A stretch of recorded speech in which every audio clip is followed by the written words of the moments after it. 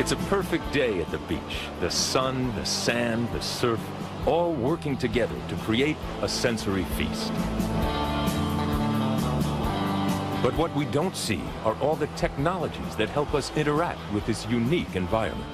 The swimsuit we wear, the sunscreen we apply, the cooler that holds our drinks, even the surfboard that lets us skate around on the waves. All these and so much more are made possible by technological innovation. But as for the natural stuff, the fresh ocean breezes, the roar of the breakers, the feel of sand warmed by the sun, we know there'll never be a substitute for them, right? Think again. Welcome to the Ocean Dome. With a capacity of 10,000 visitors, it is the world's largest indoor artificial beach. Completed in 1993, the Ocean Dome is part of a sprawling Japanese resort called Sigaya, located in Miyazaki, Japan. Though it lies a mere quarter-mile from a real beach, the Ocean Dome is a totally fabricated environment. Everything's very controlled, and what they are interacting with is really technology. Instead of real sand, its 30,000 square foot beach, called Sugar Beach, is made up of over 600 tons of crushed white marble imported from China. The sand acts as a filter, letting the water seep through into a massive reservoir beneath. But don't expect seawater in here. The Ocean Dome's 2 million plus gallons are chlorinated, salt-free, and kept at a constant 86 degrees.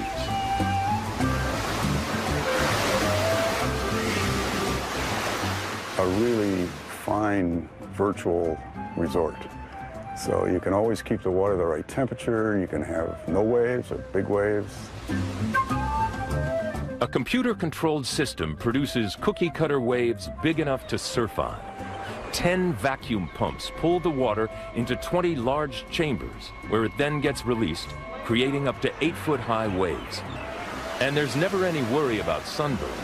That is, until they open up the roof. Enormous motors drive apart the 4 arched panels of the 2,800-ton roof, which takes only 10 minutes to open completely. They do everything with technology. And I think that probably many people like the cleanliness of it. Gentle breezes are produced by fans. The sound of seagulls comes from a recording. But these predictable pleasures may not be everybody's idea of the perfect day at the beach. Still, Sigaya stands as the culmination of a beach technology going back to ancient Rome. At the height of imperial Rome, the Romans colonized the shores of the Mediterranean with sumptuous villas, with palaces and swimming pools which they built along the coast, so they were filled with tidal waters, always fresh water. In the 1st century AD, the Emperor Tiberius built his villa in Sperlonga with an enormous cave-like grotto that had pools and fish ponds fed by the ocean. For the ancient Romans, the beach was a place of unbridled luxury. The beach culture of the Romans was very hedonistic. There were resorts where spectacular beach events were staged. Swimming girls would cavort in pools. People came to have affairs. When Rome would fall, the idea of the beach as a happy place would fall with it.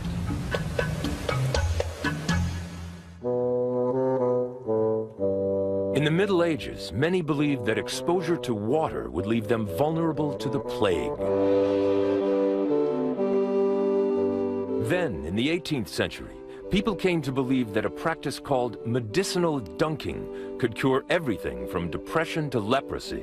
A person was carried out to the water in a strange contraption called a bathing machine. It was a wooden cabin on wheels that was drawn into the surf by a horse, attended by a bather, a matron, or a man. And the patient would get up into the bathing machine and then emerge in the water and be dunked and held underwater for almost a minute and then brought up sputtering. And you'd think their normal reaction would be to escape immediately and by swimming away. The only problem was that at that time, hardly anyone knew how to swim. To learn how to swim, people in the 19th century turned to technology, everything from a simple harness to elaborate systems of plates and fins. As more people learned to swim, the more they visited the beach. By the mid to late 1800s, the Industrial Revolution swept America, and people were discovering the beach in great numbers.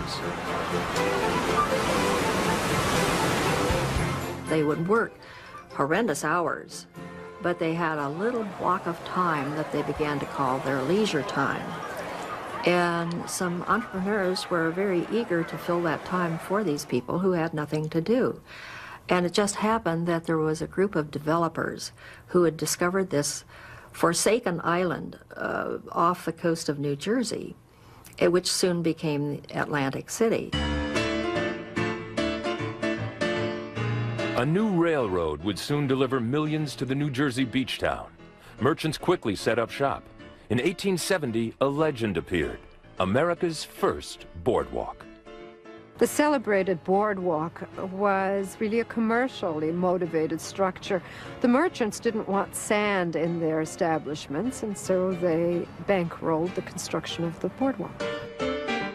Made of planks of southern pine, Atlantic City's original boardwalk cost only $5,000 and was only 10 feet wide. But as the town grew, so did its boardwalk. It was elevated higher and restructured to withstand the weight of hundreds of thousands.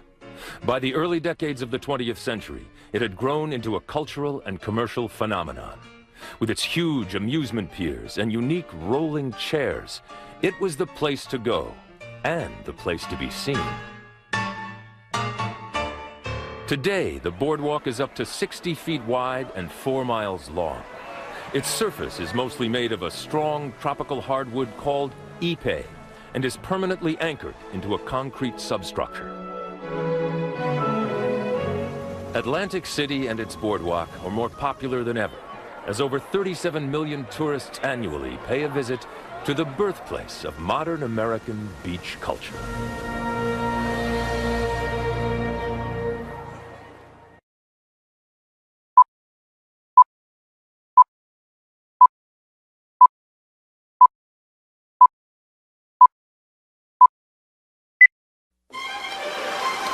The modern beach is a destination for fun and sport.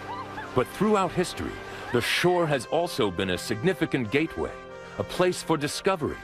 And nowhere was this more true than on the beaches of the New World. The beach for the explorers was a site of triumph. Columbus first glimpsed the possibilities of a new world on the shores of the islands on the far reaches of the Caribbean and planted his flags there. Columbus and others like him saw an alien world with exotic cultures and untold resources. After years of struggle, they conquered this world, then realized they had to defend it from those who would take it from them. To protect their growing colonies, they built forts and outposts up and down the coast.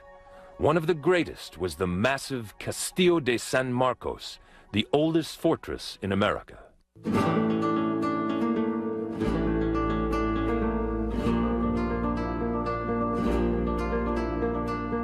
The Spanish began building it in 1672 in what is now St. Augustine, Florida.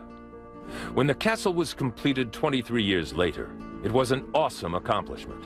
The 33-foot-high walls were built of mortar and a local stone called coquina, which is made up of billions of fossilized sea creatures. Made of the ocean itself, the massive 12-foot-thick walls were able to absorb repeated volleys of enemy cannonballs. In its 205-year history, the old castle on the beach never once fell in battle.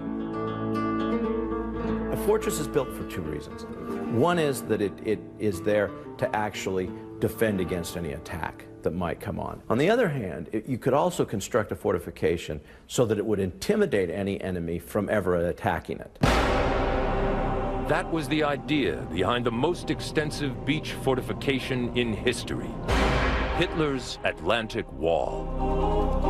After occupying France in 1940, the Nazis realized that the English Channel would be the likely route of Allied invasion. So Hitler set about creating a 1,200-mile-long coastal defense system from Denmark to the Spanish-French border. It consisted really of two types of technology. One is the barrier to getting onto the beach, anti-tank or anti-ship structures that were placed in the sand and in the water offshore to make it very difficult to find a place where you could actually get a boat onto the beach. The next barrier was the string of heavy artillery bunkers with 6-foot-thick concrete and steel reinforced walls that punctuated the cliffs. But the Allies knew that in order to retake the continent, the Atlantic Wall would have to be breached. Fortunately, General Eisenhower's D-Day landing troops employed some beach technology of their own. The bulk of the infantry came ashore in a very small boat called the Higgins boat, which had a ramp on the front that formed the bow, and as soon as they got in shallow enough water to ground out, they dropped the ramp and everybody starts running for the beach.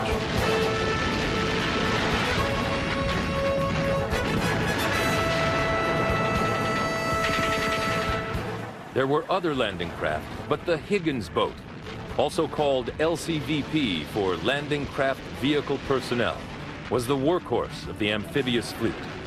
Designed by Andrew Higgins, this boat was 36 feet long and could carry 36 combat-equipped soldiers or 4 tons of cargo from ship to shore.